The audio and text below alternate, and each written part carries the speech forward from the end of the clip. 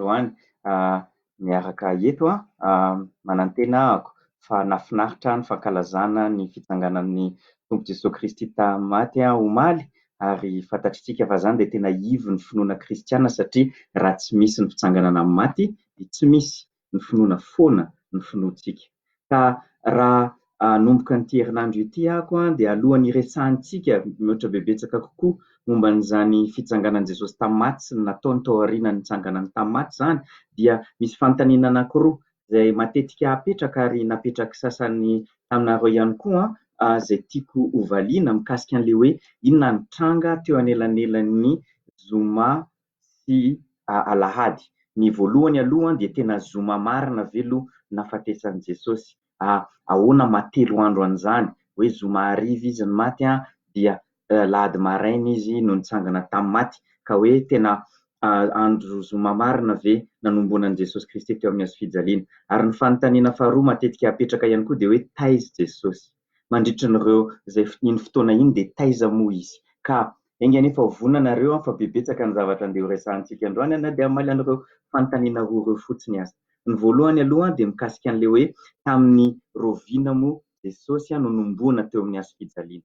Misy sasany manko milaza fa hoe tsy mitombona ilay zoma fa na alarobia na andro alakamisy no nomboana teo amin'ny hazo fijaliana izy. Ary ny anisan'ny tenin'Andriamanitra raisiny mba angalana an'izay hevitra izay dia hitantsika ao amin'ny Matio Matio 12 dia ny 9:40 izay misoratra hoe fa tahaka ny toeran'i Jona telonandro sy atelon'alina tao akibon'ny hazandrano lehibe dia toy izany no itoeran'ny zanak'olona atelonandro sy atelon'alina ao anatin'ny tany. Ka noho izany izy ireo hoe ora 2:70 ny voasoratra eo hoe 3 andro 3 alina. Ka noho izany tsy tafiditra anatin'ilay vanim-potoana eo anelanelan'ny zoma hariva ka hatramin'ny alahady maraina izay zavatra izay, fa tsy maintsy zany na alakamisy na alarobia no nomboana teo amin'ny hazo fijaliana Jesosy Kristy.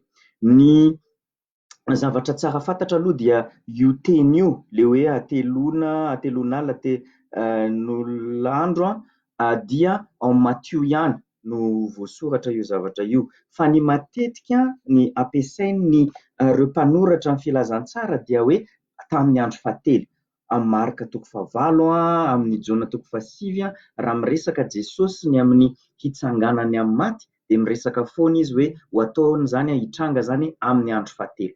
Ka raha tena tonga dia hotsorintsika ny resaka dia mitovy ireo fomba fiteny anankiroa ireo, na le fiten'le hoe atelonandro atelon'alina sy hoe tamin'ny andro fahatelo dia mitovy ihany. Andeha hojerentsika zany tsy andeha andramantsika ho porofona ary soratra masina mba hahatonga anareo tsy teny hoe izay fotsiny teny faly dia izay ve zany. Ao anatin'ny ten'Andriamanitra isika manana porofony izay hoe amin'ny andro fahatelo ny dikan'le hoe atelona izay. Andao antsika ohatra any amin'ny Genesis 2:20. Genesis 2:20 no alehantsika voalohany andeha amin'izany Genesis 2:20 zany ny hojerentsika amin'izany dia ny 7:10 sy 7:20 tantaran'ny Josefa moa no amin'io fotoana io. Dia jerenareo ne Genesis 2:20, 7:10 sy 7:20 dia nataony tao an-tranomaizina hatelona izy rehetra ary noho tamin'ny andro fahatelo dia hoy Josefa taminy izao no ataovy dia ho velona ianareo sy ny sisa sy ny sisa. Hitanareo fa io ampiasaina le teny hoe hatelona tamin'ny amin'ny 9:70 izay mitovy amin'le tao Matio 2:20 dia amin'ny 9:70 manaraka eo dia hoe tamin'ny andro fahatelo. Manampy aminareo zany dia andao indray ao amin'ny tantara faharoa. Ao amin'ny tantara faharoa dia raha mandeha indray tsika ao amin'ny tantara faharoa 10 no alehantsika. Tantara faharoa 10 dia amin'ny tantara faharoa 10 jereo ny aloha ny 9:5. Ny 9:5 amin'ny tantara faharoa 10 Rehoboama io no miresaka amin'ny Jeroboama sy ny vahoakan'ny Israely dia ozy no amin'ny 9:5 fa io kosa izy taminy rehefa afaka hatelona dia mankanesa ty amiko indray dia lasa ny olona. Dia ahoana etsy amin'ny 9:12 midina ndrehitra amin'ny andininy faharoa ambin'ny folo dia ahoana ozy ary Jeroboama sy ny vahoaka rehetra dia nakany amin'ny Rehoboama tamin'ny andro fahatelo arak'ilay nolazain'ny mpanjaka. Araka ny hitantsika eo. Mbola manana ohatra ny ohatr'izany tsika any amin'ny bokin'ny Estera toko fahaefatra, Samuela voalohany toko fahatelopolo, fa tsy manam-potoana isika eto any andeha handinika an'izy rehetra. Misy teny anankiray ihany koa izay tsy avy ao anatin'ny Baiboly izay manohana nefa n'ity hevitra ity dia avy ao amin'ny Talmoda. Dikan'izany ny fampianarana ny rabi jiosy tamin'izany fotoan'izany dia ny teny mazava ny raby anankiray atao hoe raby Eleazara izay anisany nanan-danja zany tamin'ny toerana io, fa ny anatin'ny fombafomba jiosy, anatin'ny kolotsaina jiosy dia ny apahany andro anankiray sy ny apahana alina anankiray dia azo kotiana ohatran'ny andro sy alina ray manontolo iny. Noho izany hoe fantatsika moa fa ny misy apahany kely ny amin'ilay andro zoma dia ny alin'ny zoma iny dia ny apahany sabotsy dia ny alin'ny sabotsy dia ny maraina ny sabotsy dia ny alin'ny lahady maraina be zany dia ny andro ny lahady efa azo isaina ho 3 andro izay zavatra izay. Fa mbola ampintsika pirofo ara-tsoratra masina ihany izay hoe izay no nandraisan'ny olona rehetra an'io teny io, an'io tenin' Jesosy Kristy io. Jerenareo ne andao isika ao Matthieu indray, Matthieu toko 7:20. Matthieu toko 7:20 dia ny andininy 7:80 amin'izany. Matthieu toko 7:20 dia ny andininy 7:80 dia zao voasoratra hoe nanao ireo nivory teo amin'ny Pilato zany ny mpisorana sy ny fariseo dia nanao hoe tompoko taronay fa iny mpamitaka iny fony izy mbola velona dia nanao hoe raha afaka hatelona dia hitsangana aho. Ka noho izany no fahafantarany zareo hoe izay ny tenin'i Jesosy dia nataony zareo maninona? Nataony zareo ny embesana ilay fasana, asiana fiambenana zany mpandrapatonga n'ilay andro fahatelo araka ny hitantsika eo, satria fantatry zareo hoe inona ny dikan'izany raha vakianareo ny andininy 7:80 amin'izany. Tena mazava zany eraky ny filazantsara amin'ny boky ny Asan'ny Apôstôly rehefa mitory-teny ny mpianatry Jesosy ary i Paoly ihany koa rehefa mamitona ny filazantsara amin'ny Korintiana voalohany toko 5:14 dia maneho mazava fa le hoe hatelona dia mitovy ihany amin'le hoe amin'ny andro fahatelo. Mbola tiako tsindriana ihany hoe misy olana ihany koa ho an'ireo izay maka an'ilay hoe tena hoe arabaky teny an'le ao amin'ny Matthieu toko 12:70 le hoe 3 andro sy 3 alina dia zany dia manome 2:70 ora. Ka raha izay no raisintsika dia inona ny olana amin'izay? Raha sendra hoe zany manaiky ihany ireo olona ireo hoe tamin'ny hariva ataontsika hoe harivariva tolakandro amin'ny 4 na amin'ny 5 zany no natao tao am-pasana Jesosy Kristy, raisintsika hoe ohatra hoe raha raisintsika hoe alakamisy hariva dia tsy tokony alahady maraina no nitsangana tamin'ny maty Jesosy Kristy fa tokony roviana, tokony alahady hariva. Ary raha raisintsika indray hoe zoma Jesosy Kristy no azafady alarobia Jesosy Kristy no napetraka tao am-pasana alarobia, raha raisintsika le 2:70 ora dia tokony asabotsy hariva no nitsangana tamin'ny maty Jesosy Kristy fa tsy alahady maraina.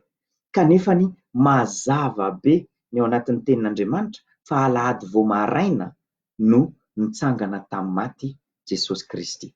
Ka noho izany ireo izay maka ny heviny avy eo amin'ny Matthieu toko 12:70 hoe 3 andro sy 3 alina tokony raisina arabaky teny dia lasa misy olana goavana maromaro anatin'ny famakiantsika ny ambiny soratra masina izay zavatra izay.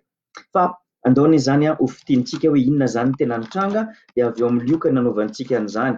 Andaony itsika ao amin'ny Lioka toko 7:20. Dia raha maka ao amin'ny Lioka toko 7:20 nareo dia ny andininy 4:50. Ny andininy 4:50 zao ny voasoratra hoe ary andro fiomanana izany andro izany ka efa atombotra ny sabata. Zany teny zany dia mampiseho mazava fa io andro fiomanana io dia andro izay tena hoe eo aloha kely ny sabata, satria miomana araky ny voasoratra sy efa voadidiny amin'izany zareo zanak'Israely tany amin'ny Exodosy toko 4:12 sy ny sisa ny amin'ny hoe tokony hoe miomana zany hiatrika an'izany sabata izany, miatrika an'le andro zay tena hoe anatrehana an'Andriamanitra sy atokana an'Andriamanitra. Amin'ny teny Grika moa le teny zay ampiasaina mba ilazana le andro hoe zoma paraskue dia tena zay mihitsy ny dikany, andro fiomanana. Ka noho izany raha sendra hoe misy mandray hoe alarobia na alakamisy ny nombona teo amin'ny hazo fijaliana izy, dia dikan'izany lasa alakamisy na zoma indray ny sabata, ary fantatritsika fa tsy izay no izy. Dia jereo ny tohizy kely raha mbola ao amin'ny Lioka 7:20 nareo, dia jereo tsara ny 2:4-20, ary niverina ireo ka nanamboatra zava-manitra sy menaka manitra, ary tamin'ny sabata dia nitsahatra ihany izy araka ny lalàna. Tao aorianan'izay zany, tao aorianan'io andro ny fanomanana io, dia nanaja ny sabata izy ireo, sabata andro sabotsy. Dia avy eo ahoana, tohizintsika ihany famakiana Lioka 4:20, fa noho ny maraina ko tamin'ny andro voalohan'ny herinandro, reo anankiroa reo dia maneho mazava fa maraina ao aorianan'ny sabata ary andro voalohany amin'ny herinandro dia samy maneho fa andro inona no nitsanganan'i Jesosy Kristy, dia andro alahady maraina. Mazava zany avy amin'ny filazantsarany Lioka, zoma andro fanomanana no nomboana teo amin'ny hazo fijaliana Jesosy Kristy, ny sabotsy iray manontolo andro sabata tany am-pasana Jesosy Kristy, ary ny alahady maraina ny andro voalohany amin'ny herinandro no nitsangana tamin'ny maty Jesosy Kristy. Eny ane mamala ny fanontaniantsika izay zavatra izay momba n'iny lafiny anankiray iny. Raha mbola misy moa ny fanampanontaniana izay anananareo dia afaka ataovy amin'ny commentaire na andefa OMP ako dia afaka mbola miresaka isika raha sitrakareo izay zavatra izay. Fa zao tsika dia hiditra amin'ilay fanontaniana faharoa. Le fanontaniana faharoa izay sarosarotra kokoa ka engany vonona tsara ny saintsika zao ny amin'le hoe taiza moa Jesosy Kristy nandritrin'izay 3 andro izay. Dia araka ny mahazatra alohantsika foana ny soratra masina ny amaly an'izay fanontaniana izay, fa tsy izay mety hoe eritreritsika sy mapetipety antsika na tsy mapetipety antsika no amaly an'izay fanontaniana izay. Ka noho izay zany dia sokafo ny baibolinareo indray zao any amin'ny Petera 1:7. Ho any amin'ny Petera 1:7 isika, ka niovakintsika amin'izany Petera 1:7 izany dia manomboka eo amin'ny 9:20 ka hatramin'ny tapany voalohany ny 9:20. Avy eo manko izy lasa miresaka zavatra hafa dia lasa mitatra be eto ny fandiniantsika. Fa Petera 1:7 manomboka eo amin'ny 9:20.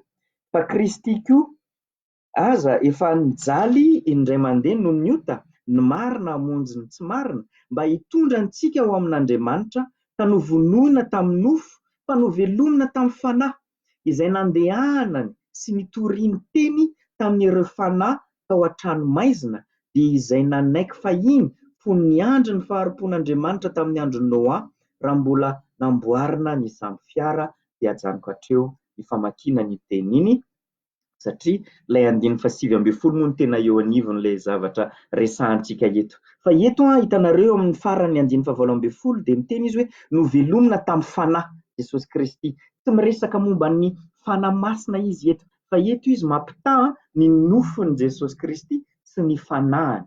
Tsy hoe ny nofony Jesosy Kristy sy ny fanahy masina akoriny, fa ny nofony sy ny fanahiny. Ny nofony Kristy maha-olombelona azy no maty, fa ny fanahiny dia velona ary velona mandrakizay, ary efa velona hatr'izay moa mazava ho azy. Fantatritsika zany fa ny vatany, ny ara-nofo no tao am-pasana no voalevona, fa io vatana io ihany koa no afaka 3 andro no hitsangana maty, ka lasa mitondra ny endriny amboninahitra izany vatana izany. Fa mbola ho resahantsika indray zay mandritra ny herinandro tsy haiko hoe roviana no tonga amin'izany resakitsika.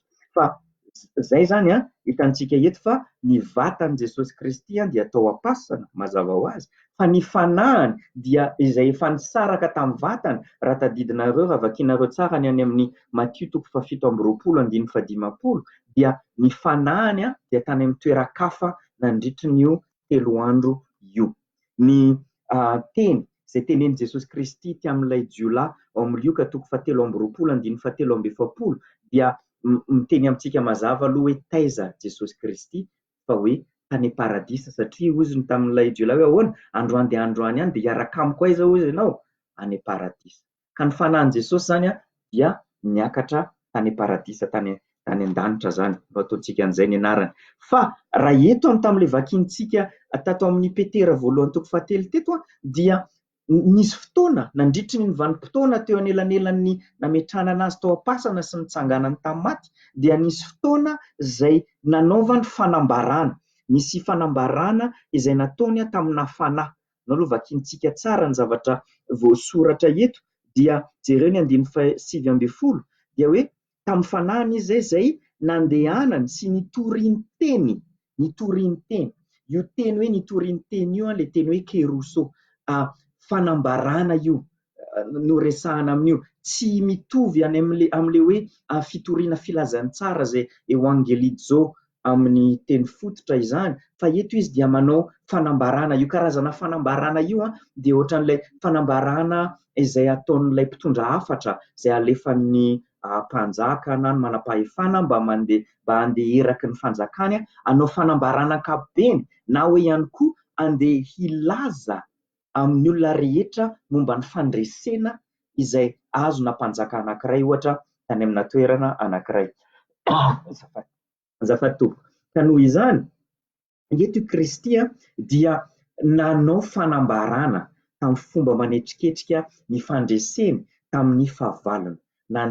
Miresaka izy, maneho izy, manambara izy ny fandreseny tamin'ny resin'ny fahafatesana, resin'ny fahotana, resin'ny fiainana tsy hita, resin'ny demonia, resin'ny satana. Ary hitantsika eto fa iza hono ny anaovan'ny Kristy an'ilay fanambarana, izay fanambarana manetriketrika izay. Jereo ihany ny 7:20 nandehanany sy nitoriany teny tamin'ireo fanahy. Ilay teny io hoe fanahy dia ilay teny hoe sokay na tsokay zany ratinareo izay hoe fanahy amin'ny teny fototra fa tsy hoe azafady le teny hoe pneumasine fa tsy le teny hoe sokay amin'ny teny fototra. Azafady, rehefa mampiasa an'io teny io izy pneumasine fa tsy mampiasa an'le teny hoe sokay dia tsy olombelona no resahany, tsy hoe fanahiny olombelona no voaresaka eto fa fanahy. Ilay fanahy any amin'ny fiainana tsy hita, na anjely zany na demonia, fa ilay fanahy any amin'ny fiainana tsy hita ihany. Toerana vitsivitsy ihany ao amin'ny testamenta vaovao nampiasaina pneumasine rehefa miresaka olombelona, ohatra any amin'ny Hébreu 12 fa amarinina izay zavatra izay teneny hoe fanahy ny olona marina ohatra raha le tao amin'ny Hébreu 12 teo. Fa raha vao tsy misy teny hoe fanahiniza fa hoe fanahy fotsiny dia fanahy na anjely na fanahy na demonia no resahana fa tsy fanahy na olombelona. Hitanareo le fanambarana izay nataon'i Jesosy Kristy dia ho ana demonia, ho an'ireo demonia, ho an'ny satana sy ireo demonia, indrindra ireo demonia, misy demonia sasasasany izay tena resahana eto. Nanomboka tamin'ny namoronana an'izao tontolo izao dia fa nanomboka niady any amin'ny fiainana tsy hitany tamin'ny ireo anjely izay nanaraka an'Andriamanitra sy ireo anjely izay lavo ka nanaraka ny satana ka reny ny antsoina hoe demonia. Nanomboka tamin'ireny fotoana ireny dia ny andeha atao ny satana dia andeha hanimba ny zanak'olombelona. Izy no nahatonga ny fahalavona tao anatin'ny fahotana ao amin'ny Genesis 1 ary eniny ilay teny fikasana ao amin'ny Genesis 1:5 fa na dia anoritoro an'ilay taranaky ny ravehivavy izy dia ilay taranaky ravehivavy indray dia andeha hanitsaka, andeha handresy an'ilay taranaky ny menarana. Vao naheno an'iny izy, vao naheno an'iny satana dia nanao izay rehetra vitany mba hanakanana an'izay zavatra izay. Fantatritsika fa voalohany nandramany nosombaina ho resantsika rehefa avy eo ny taranaky ny vehivavy ao amin'ny Genesis 1:9. Avy eo indray izy dia nanandrana ny hoe vony daholo ny taranaka jiosy amin'ny bokin'ny Estera. Nisy fotoana ihany koa izy dia ilay taranaka izay avian'ny Mesia manokana no nandramany potehana tamin'ny andron'ny Joasy ao amin'ny tantara faharoa 2:20 Ary rehefa tsy vita an'izay rehetrarehetra izay dia fantatritsika Matthieu 4 dia nanandra nanamono an' Jesosy izy, fa tsy vitany ihany koa izay, ka noho izany tao Matthieu 4 dia nanandra nanaka-fanahy an' Jesosy izy mba hahatonga an' Jesosy tsy afaka natanteraka an'ilay teny fikasana ihany koa. Ary mbola tsy vita an'izay dia Satana ihany no niditra tao an' Jodasy, ary Satana ihany no nampihetsika an'ireo lehibe ara-pivavahana jiosy tamin'izany fotoana izany, Marka 5:20, natonga an'izy ireo nitondra an' Jesosy Kristy teo amin'ny hazo fijaliana. Ka rehefa hitan'izy ireo fa tena hoe teo amin'ny hazo fijaliana Jesosy Kristy, dia mety ny sasany tamin'ireo demonia ireo mety mieritreritra fa hoe nandresy isika fa io fa efa maty Jesosy Kristy ary efa nalevona. Kanefa Jesosy Kristy izy mihitsy no tonga andeha hanambara amin'ireo demonia ireo hoe tsy nandresy izany ianareo fa izaho no mandresy.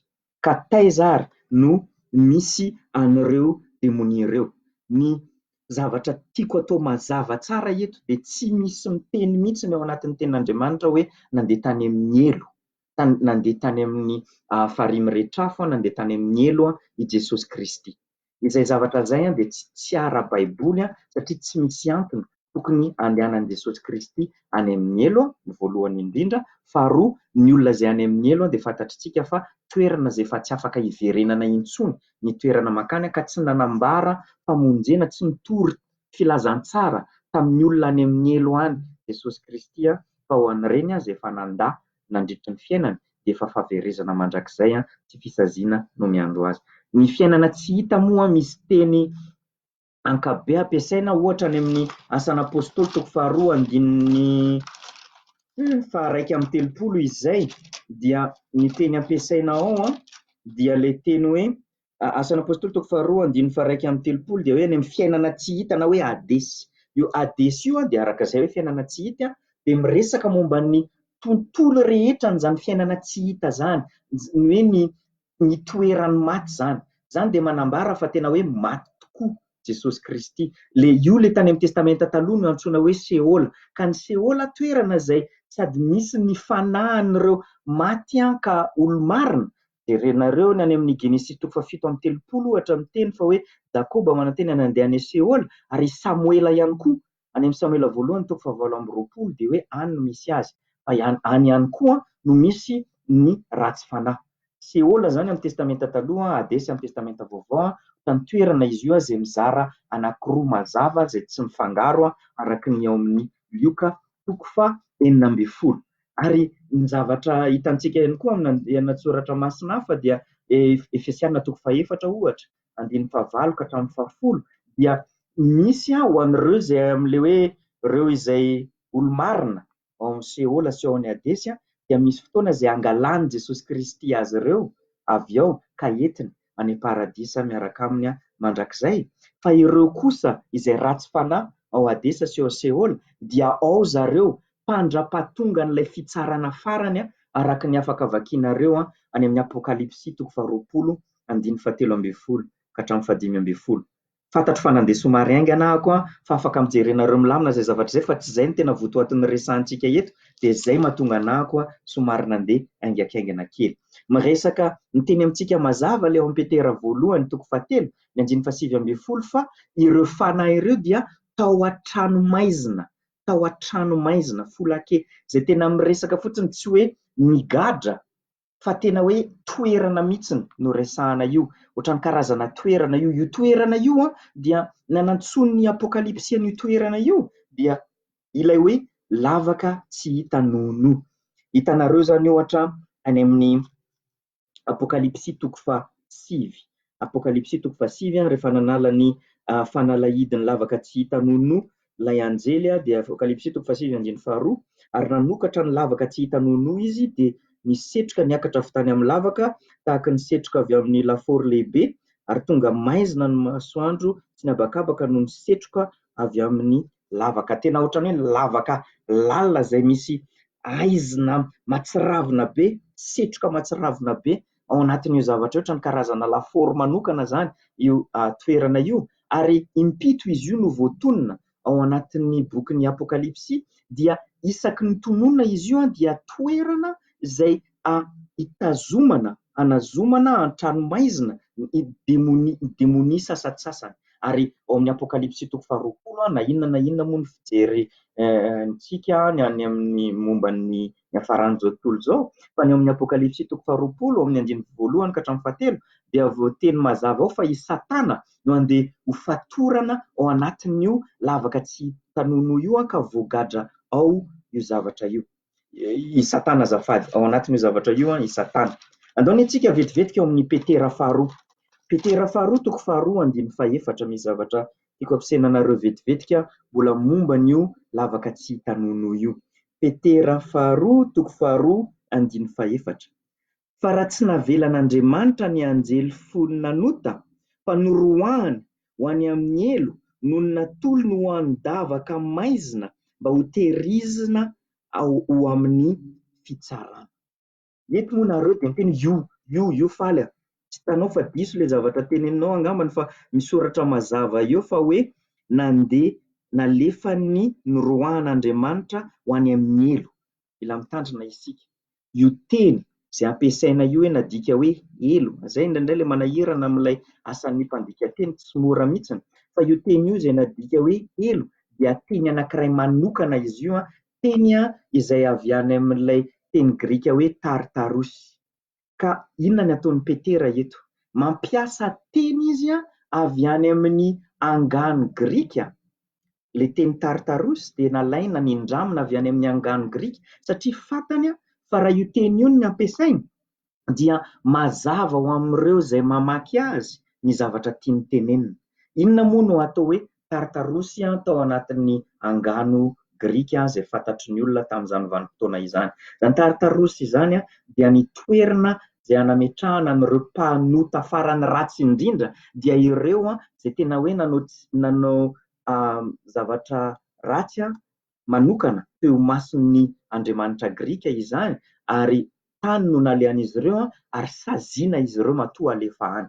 Ka io teny io no ampiasain'ny Petera mba hanehoana fa tena hoe ilay karazana fahotana izay nataony reto demoni izay migadra ireto dia tena narikoriko an'Andriamanitra. Ka tena toerana anankiray izay tena hoe anoritoroana manokana sy ampijaliana an'ireo demoni manao zavatra ratsy, io toerana io lavaka tsy misy nono io.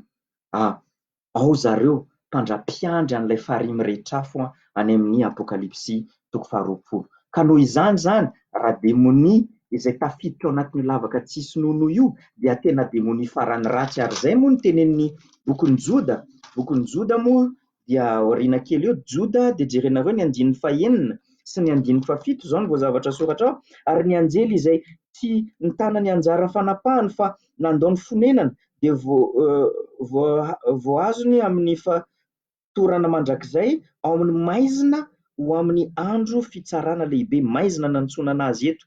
Ary toy izany koa Sodoma sy Gomora mba amin'ny tanàna manodidina azy izay nijangajanga tahaka azy koa, ka lasa nanaraka nofo hafa dia aseho ho fananarana amin'ny aretan'ny fijaliana amin'ny afo maharitra mandrakizay.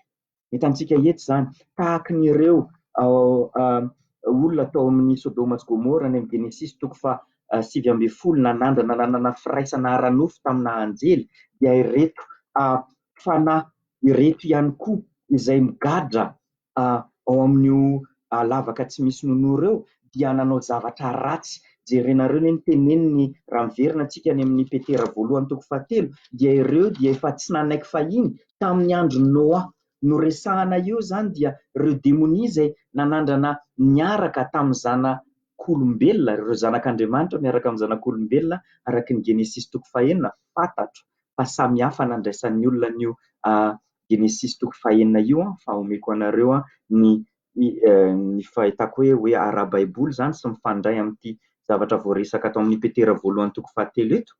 Ireo demoni ireo izany dia nandramana zareo natao dia niaraka tamin'ny zanaky ny olombelona mba hahatonga an'ilay taranaka ny vehivavy ho simba, satria lasa mifangaro amina anjely lavo ny olombelona. Azonareo ve?